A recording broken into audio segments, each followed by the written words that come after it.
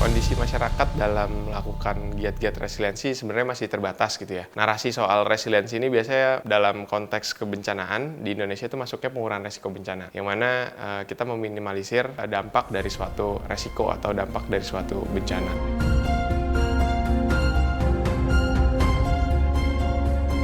Secara singkatnya itu ya, kita itu lebih kayak bangkit dan pulih terhadap bencana tersendiri gitu loh. Bisa mencoba survive lah ya dari apa-apa yang terjadi sebelumnya, hal-hal yang tidak diinginkan gitu. Ya mungkin secara pembangunannya mungkin ya kita coba untuk pulihkan, terus juga secara psikologis kita coba pulihkan juga sih. Itu mungkin salah satu ya secara singkatnya resiliensi sih.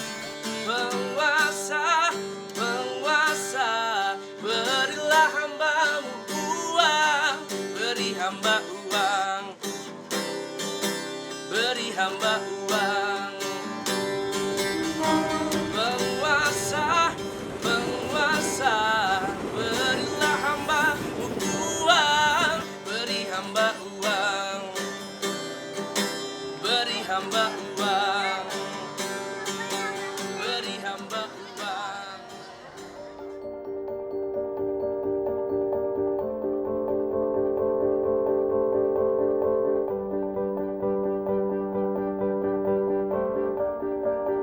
Resiliensi itu kan diadaptasi dari kata resilience ya, yang artinya ketahanan gitu, ketangguhan.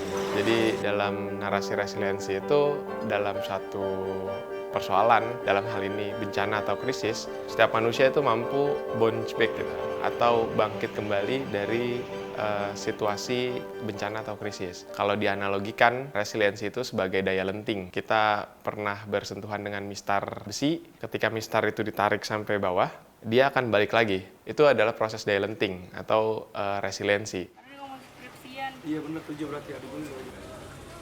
Itu sih masih dalam pembahasan di grup aja. Lagi cari solusinya sih. Di Indonesia sendiri, pengaruh utamaan pengurangan resiko masih sangat minim begitu ya. Apalagi pengetahuan di masyarakat soal pengurangan resiko atau resiliensi. Dalam hal ini, Indonesia masih jauh dari kata resilient sebenarnya. Belum banyak yang melakukan fokus untuk pengurangan resiko bencana. Padahal, bencana itu merupakan suatu siklus gitu ya. Yang mana kita tahu mulai dari pra sampai recovery itu akan balik lagi ke pra gitu.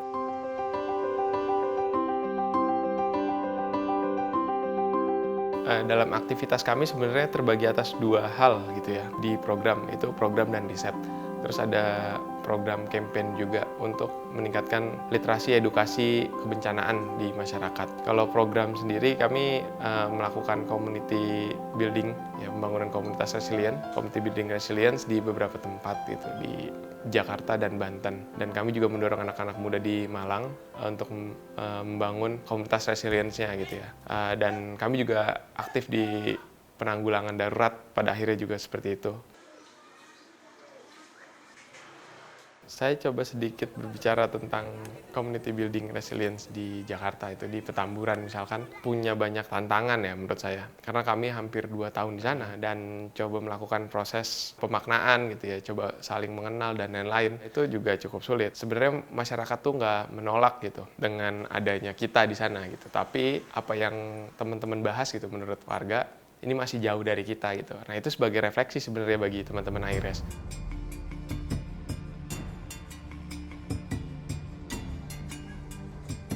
Petamburan kan cukup padat ya, data BPS itu 32.000 orang gitu ya. Mereka punya modal yang cukup menarik menurutku, yaitu modal sosial gitu. Walaupun di masyarakat kota, mereka tinggal di kota gitu ya, tapi mereka nggak bisa terlepas dari guyub gitu.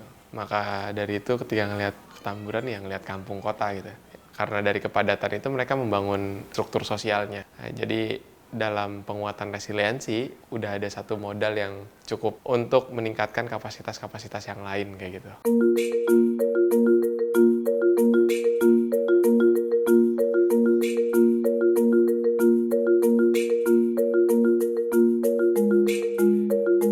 Jadi Petamburan itu secara geografis kan emang dialiri Sungai Ciliwung, salah satu sungai besar di Jakarta.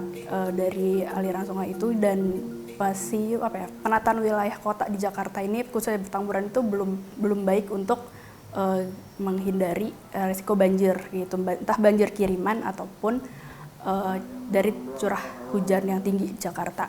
Terus kalau ada kebakaran, yang kita tahu ini Jakarta banyak kampung kota dengan kepadatan penduduk yang cukup tinggi, kabel-kabel listrik yang masih belum rapi alirannya, jadinya itu bikin rentan kebakaran.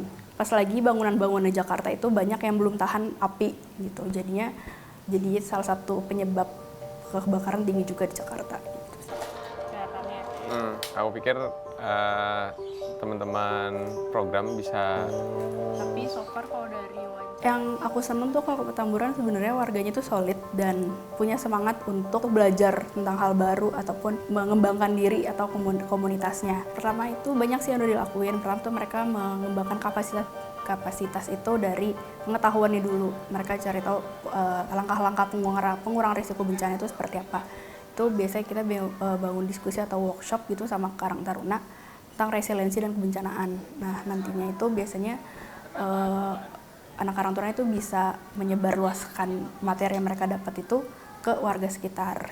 Banjir 5 tahunan tuh, ya kan? Terus udah surut nih, cuman kondisi kali itu masih penuh. Proses kan? Nah, itu seharusnya udah bisa diantisipasi. Ekonominya lemah, ketika ada bencana, itu langsung hancur. Tapi kalau ekonominya kuat, ketika ada bencana, dia masih bisa bertahan.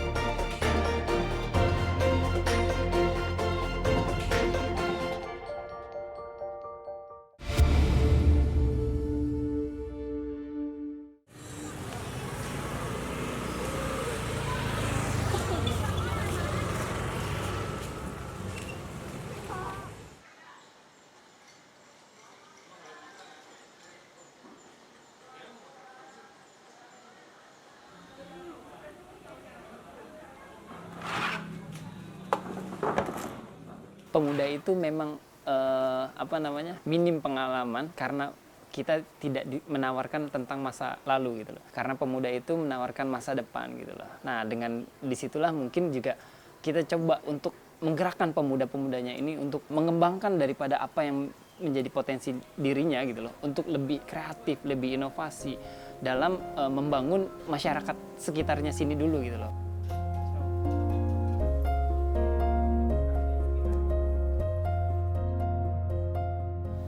Dan ini kita alhamdulillah dapat penghargaan dari anggota DPD RI Bu Fahira Idris, penghargaan sebagai tokoh pemuda Indonesia yang bermanfaat untuk masyarakatnya. Serta juga kita ada nih penghargaan dari Wali Kota Jakarta Pusat sebagai Karang Taruna berprestasi juara 2 di tahun 2022 di tingkat Provinsi DKI Jakarta. Sebelumnya kita memang sempat vakum dalam waktu cukup lama gitu, makanya kita coba mengaktifkan kembali, dan pada kesehariannya pula sekarang ini kita ya berkegiatannya berdiskusi, terus juga saat ini juga kita sedang ada unit teknis dari Karang Taruna Petamburan, salah satunya Qatar Corner. Dari Qatar Corner sendiri kan mencoba untuk mewadahi teman-teman yang belum bekerja itu untuk bekerja dulu di Qatar Corner gitu loh, dengan ya kita secara sukarela, secara urungan, dan kita pun di sini menjadi tempat pemberdayaan daripada teman-teman yang nantinya akan bekerja lebih baik lagi gitu loh, lebih lebih tingkatannya lebih profesional lagi gitu loh.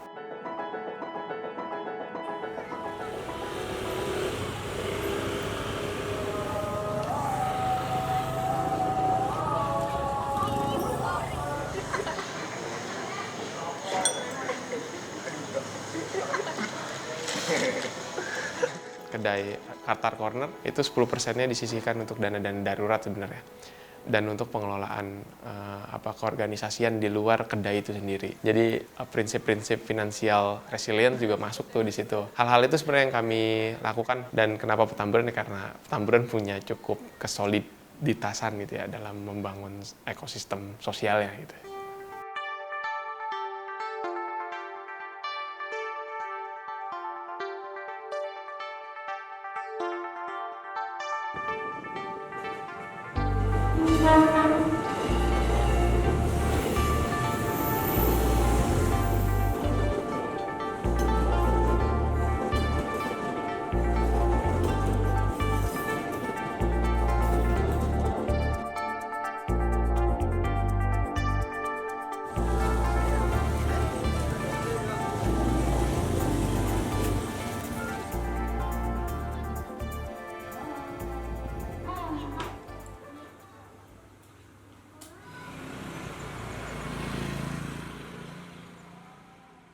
Kalau wilayah RW 03 kita terdiri dari 16 RT,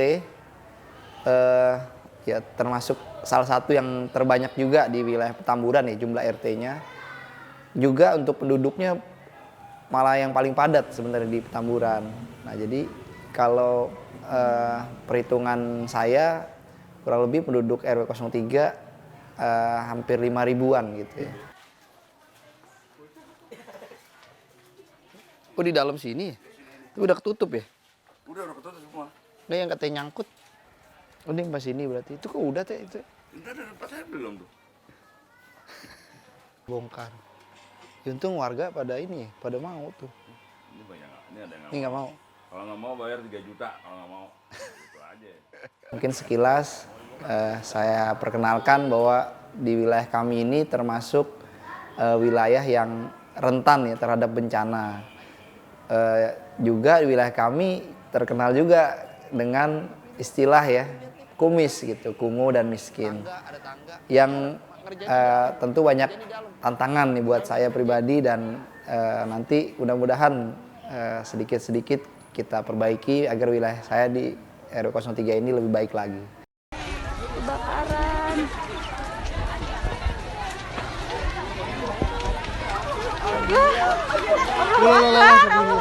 Makin gede banget. Si Ramses sana yuk. Dari si Ramses ya harusnya. Si Ramses. Berapa kali kalau untuk kebakaran sih kayaknya masih bisa dihitung jari ya. Kebakaran yang baik skala kecil maupun sampai besar kurang lebih ya di bawah 10 kali kalau menurut keterbatasan ingatan saya ya. Nah tapi yang lebih sering memang banjir di wilayah RW 03 ini karena wilayahnya seperti mangkok, kita ada di bawah mungkin dari kali kita ada di lebih rendah ya, posisi yang lebih rendah. Nah ini jadi langganan nih untuk banjir.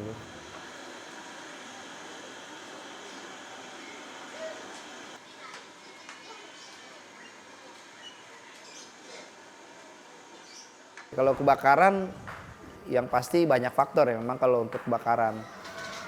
Semakin padat penduduk, semakin padat makin banyak jumlah orang, tentu resiko makin tinggi.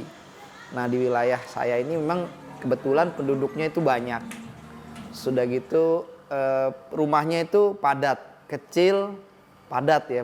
Bahkan satu kamar itu bisa satu rumah gitu. Kalau dalam rumah-rumah pada umumnya ya satu kamar kan buat satu keluarga kecil atau anaknya gitu ya. Tapi kalau di wilayah saya ini ada yang satu kamar itu bahkan lebih dari satu kakak gitu. Jadi saking padat gitu. Begitu dari kontur bangunan juga itu mempengaruhi kalau untuk kebakaran. Semakin bangunannya mungkin beton gitu ya, itu mungkin resiko terjadi kebakaran yang fatal itu lebih rendah.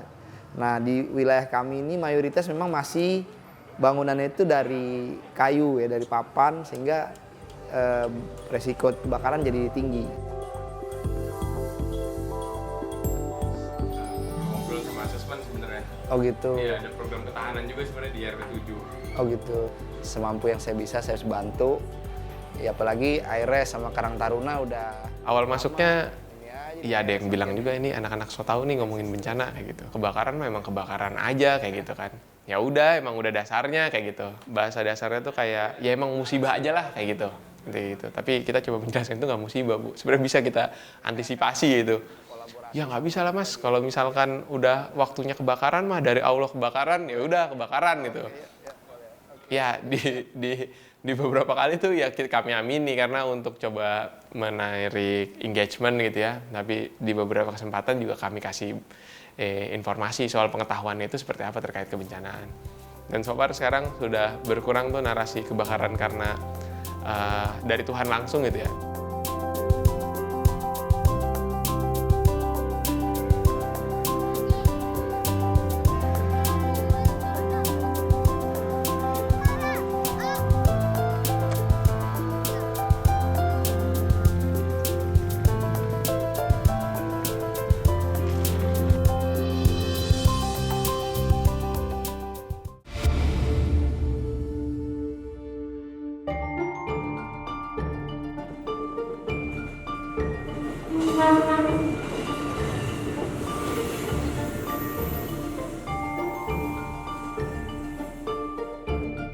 Jakarta hari ini, kita tahu sebenarnya dampak dari padat penduduk apa gitu ya.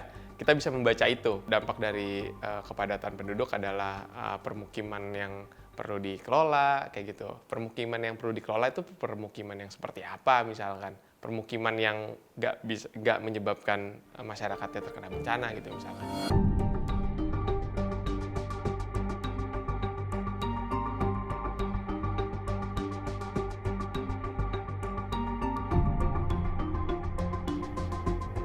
Kalau kebakaran memang ya itu masyarakat tidak banyak persiapan nih kalau kebakaran. Tapi kalau kebanjiran, masyarakat tuh jauh lebih siap nih di wilayah saya. Terutama yang disiapkan oleh masyarakat itu mereka seperti udah punya di rumahnya itu udah punya tas-tas sendiri nih, terutama untuk berkas-berkas yang penting ya, kayak sertifikat rumah, kemudian akte lahir, kemudian kartu keluarga. Itu biasanya mereka punya tas sendiri tuh. Bahkan harta yang disimpan itu dia punya harta persiapan seandainya banjir itu udah diamankan di tempat yang aman gitu ya.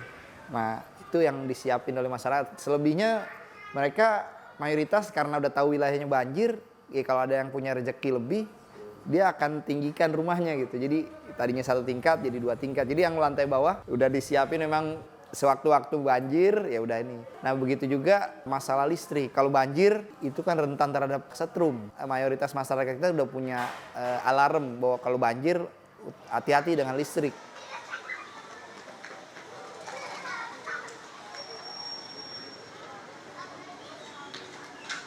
Salah satunya yang menjadi faktor berkurangnya mungkin ya kesadaran dari masyarakat itu sendiri sih terhadap bahayanya penggunaan alat listrik itu, dan juga penyuluhan yang dilakukan oleh RT, RW dan juga FKDM, penyuluhan terkait bahayanya tumpukan-tumpukan listrik itu kita bekerja sama. Mungkin ya dengan penyuluhan itulah alhamdulillah tuh Petamburan jadi berkurang gitu loh, dan mudah-mudahan sih semua masyarakat sudah sadar dan setidaknya jangan sampai ada lagi bahaya kebakaran, karena kan Petamburan ini rumah-rumahnya tuh padat banget gitu loh. Ini kok belum teh? Ini karena nunggu orang pamnya. Nunggu orang pam. Oh nunggu, baru dilepas dulu baru dipasang gitu ya? Iya, nunggu pam doang. Udah dicoba. Oh ini udah ya. Baru dinaikin. Dan ini ntar gimana nih? Nggak ngalir ke sono.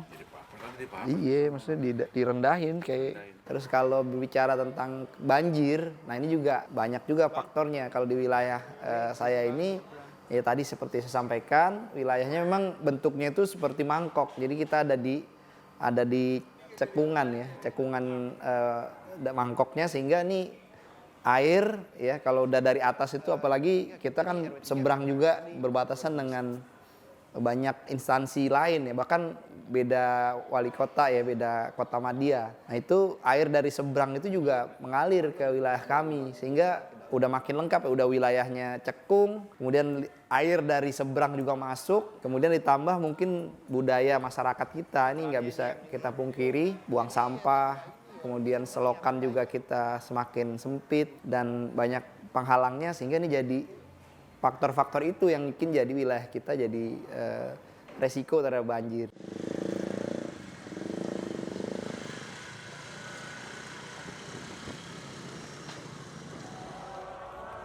Dan banjir pun kita tidak bisa pungkiri di Petamburan itu, karena kan masih tetap wilayah yang rawan banjir gitu loh. Nah mungkin dari sana kita bisa belajar lagi terhadap penanganan banjir, terus juga meluaskan simpul-simpul sosialnya gitu loh, supaya nanti tuh ke depan ya ketika banjir kita lebih tertata lah gitu loh, lebih tertata, jadi nggak ketika kebakaran juga kita nggak panik gitu loh ya. Insya Allah lah, mudah-mudahan ke depan lebih baik lagi masyarakatnya gitu loh.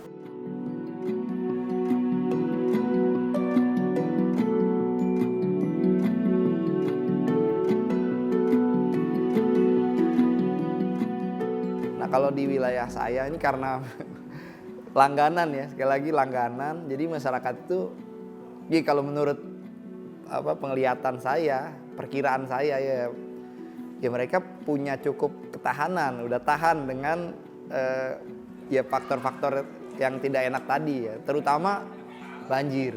Karena banjir tuh ya udah sering lah di wilayah kita, walaupun skalanya terus menurun ya dari waktu ke waktu, tapi ya kita udah biasa.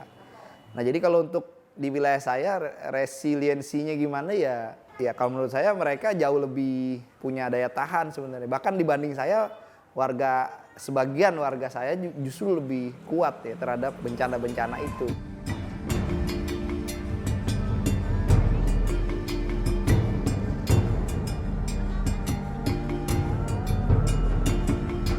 Wilayah, baik bencana hidrometeorologi, terus Harapan untuk warga Petamburan dan teman-teman Karang Taruna juga itu dijaga semangatnya untuk terus belajar dan juga kita berproses bareng-bareng untuk mengimplementasikan pengurangan risiko bencana yang ideal seperti apa gitu. berarti ada potensi itu ya. Ini itu jadi trigger. Ya kalau secara ininya ya intensitasnya itu ya bisa Saya berharap walaupun di tengah kesulitan, ya kerukunan, ini terutama kerukunan kita menghadapi kondisi apapun yang terjadi ke depan itu tetap ada. Jadi kalau udah rukun, damai, insya Allah kesulitan apapun ya, walaupun berat, sulit, kita rukun, kita guyup, insya Allah akan bisa dihadapi bersama gitu.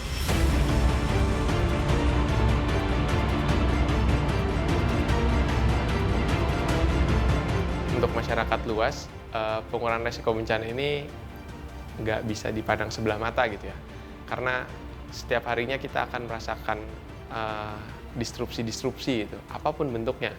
Dan disrupsi-disrupsi itu bisa menyebabkan sebuah bencana. Kita mesti memisahkan sebenarnya antara masalah dan bencana. Nggak semua masalah itu adalah bencana, tapi bencana itu adalah masalah gitu. Maka dari itu kita mesti bersama-sama mendorong pengurangan risiko bencana.